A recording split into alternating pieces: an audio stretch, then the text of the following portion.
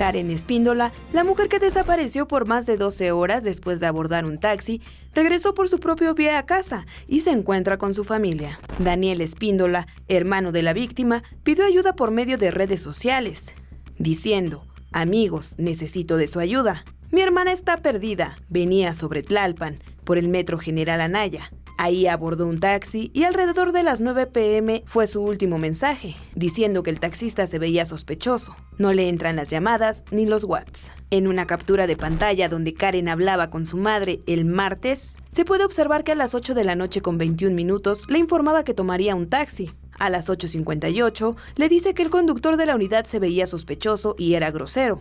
Su madre le pidió que se bajara del taxi y mandara su ubicación. Sin embargo, no obtuvo respuesta. Inmediatamente se viralizó y cientos de personas retuitearon y compartieron la información. Fueron horas de angustia para toda su familia, pues Karen regresaba de una entrevista de trabajo y se dirigía a Cuapa. Este miércoles, a las 11:42, la Secretaría de Seguridad Ciudadana informó que Karen se encontraba en su domicilio.